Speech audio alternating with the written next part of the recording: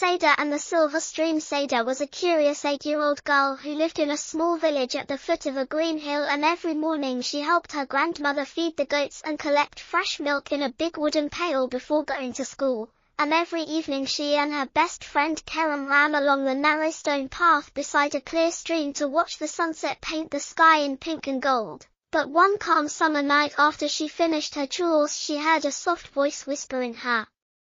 name from the direction of the water, and when she crept closer she saw a silver light dancing on the surface of the stream. So she called Kerem at once, and together they followed the light under the willow tree and found a small, smooth pebble that shone like moonlight in Seda's hand, and as soon as she touched it the voice said, "Follow me to the source of the silver stream," which made their hearts beat with excitement and a little fear.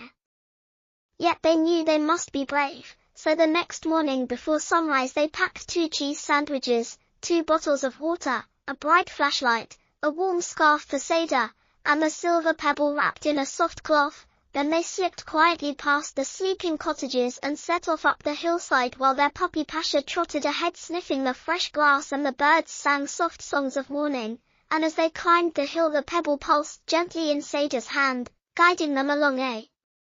deer trail through ferns and wildflowers until they reached a fallen log that blocked the way, where Kerem knelt in the cool shadow to lift one end while Seda pushed with all her strength and Pasha barked in encouragement until they freed the log and saw a small hedgehog caught in fishing line. So they worked together to cut the line and set the creature free, and as the hedgehog scurried away the pebble glowed green and a bright green crystal appeared at Seda's feet,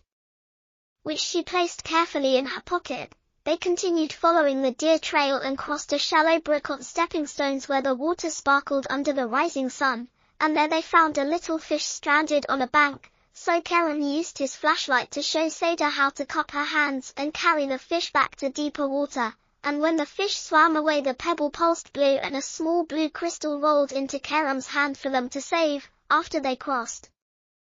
they climbed a gentle slope past a field of daisies and clover where a young fawn stood frightened beside a tree, and Seda knelt to whisper calm words while Kerem offered a piece of bread, and when the fawn nibbled the bread it bounded off into the trees and the pebble glowed brown, revealing a warm brown gemstone in the glass. They stopped to share their sandwiches under a maple tree and refill their water bottles, and Kerem sketched each crystal in his notebook with simple labels for green,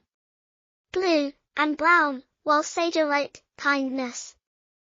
help, care. Then they climbed to the forest's edge where tall pines made long shadows, and on the ground they found a lonely turtle turned on its back, so they gently turned it right side up and watched it as it crawled into the underbrush, and once again the pebble glowed orange and a bright orange stone lay where the turtle's shell had shone in the morning light. They pressed on until the trail opened to a hidden meadow filled with lilies that glowed faintly in the shade. And in the center of the meadow they saw a tall stone arch carved with vines and stars with no door inside, and when Seda held the pebble to the arch it fit into a small star-shaped hole and turned with a soft click, causing a hidden wooden gate to swing open on silent hinges to reveal the source of the silver stream, a clear pool fed by a gentle waterfall that shimmered like liquid silver under the sun. In front of the pool stood a smooth stone basin that was dry, and the soft voice spoke again, welcome, brave friends.